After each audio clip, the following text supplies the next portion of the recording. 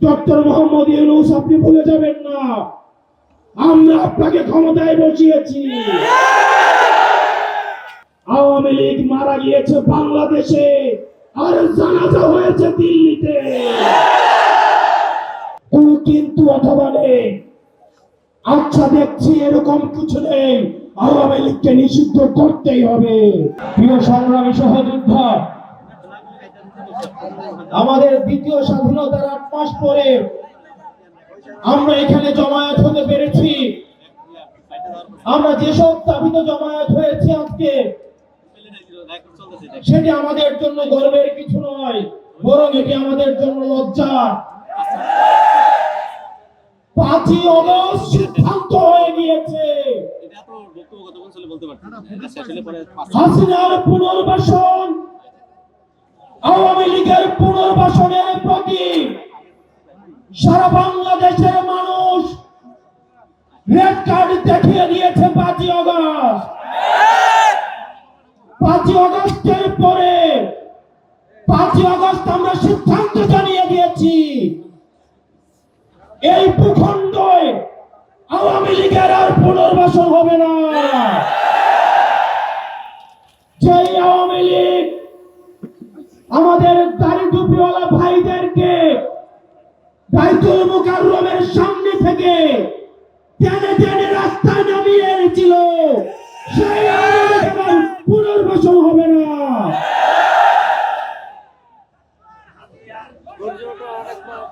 প্রিয় সংগ্রামী সহযোদ্ধা, অত্যন্ত পরিতাপের বিষয়, আজকে ৮ মাস পর এসেও আমাদের দেশের অনেক রাজনৈতিক দল, অনেক রাজনীতিবিদ আমাদেরকে বারবার করে মনে করিয়ে দেয় আওয়ামী লীগ নাকি রাজনৈতিক দল, এবং এই রাজনৈতিক দল নিয়ে সিদ্ধান্ত আসার এখতিয়ার নাকি তাদের নেই।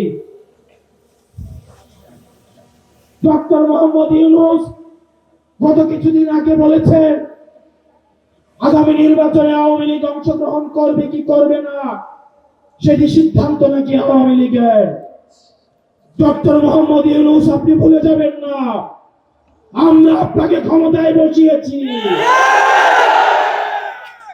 আওয়ামী লীগ নির্বাচন করবে কি করবে না, আওয়ামী লীগ আসবে কি আসবে না, এই সিদ্ধান্ত নিয়েছি আমরা। আওয়ামী লীগ মারা গিয়েছে বাংলাদেশে, আর জানাজা হয়েছে দিল্লিতে।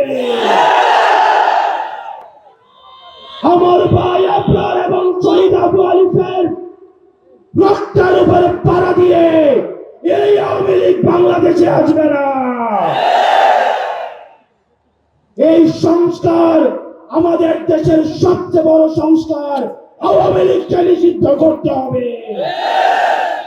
কোন কিন্তু অথবা নেই। আচ্ছা, দেখছি এরকম কিছু নেই, আওয়ামী লীগকে নিষিদ্ধ করতেই হবে। আপনারা ভুলে গেলে চলবে না, আওয়ামী লীগ কোন রাজনৈতিক দল নয়।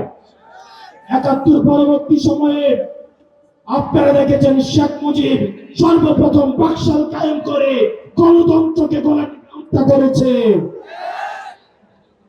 এই বাকশালী দিয়ে ৩০,০০০ জাসদ কর্মীকে হত্যা করে সারা বাংলাদেশে কসাইতন্ত্র কায়েম করেছে। আওয়ামী লীগের লুটপাটের কারণে আপনারা দেখেছেন ৭৪-এর দুর্ভিক্ষে ১৫ লক্ষ মানুষ মারা গিয়েছে। এই সন্ত্রাসী সংগঠনকে নিষিদ্ধ করার মধ্য দিয়ে আমরা সংস্কার দেখতে চাই। একই সাথে সাপ্লায় যে হত্যাকাণ্ড হয়েছে, আমরা আপনাদের কাছে অনুরোধ জানাবো, এই সাপলা হত্যাকাণ্ডে যারা শহীদ হয়েছে আজকের এই মঞ্চ থেকে এই শহীদের লিস্ট আপনারা জাতির সামনে প্রকাশ করুন। একই সাথে হাসিনার এই ফাঁসি নেওয়া পর্যন্ত প্রয়োজন হলে আমাদের শেষ রক্তবিন্দু দিয়ে এই তরুণ প্রজন্ম আমরা হাসিনার ফাঁসি নিশ্চিত করা পর্যন্ত আমরা আন্দোলন চালিয়ে যাব। এবং নারী সংস্কার নিয়ে যেই কনসার্ন আপনাদের কাছ থেকে এসেছে, আমরা চাই ডক্টর মোহাম্মদ ইউনূস এই কনসার্ন গুলোকে আপনি অতি সত্বর অ্যাড্রেস করবেন এবং অপ্রয়োজনীয় যে সংস্কারগুলো রয়েছে সেদিকে পাশ কাটিয়ে প্রয়োজনীয় যে সংস্কারগুলো রয়েছে যেটির মধ্য দিয়ে নারীদের অধিকার নিশ্চিত হয় যেটির মধ্য দিয়ে নারীদের সম্মান নিশ্চিত হয় এবং আমাদের দেশের ধর্মীয় এবং কালচারাল সাংস্কৃতিক যেই সম্মান অক্ষুণ্ণ থাকে, সেই অধিকারগুলো, সেই সংস্কারগুলোতে আপনাকে জোর দেওয়ার জন্য আহ্বান জানাচ্ছি।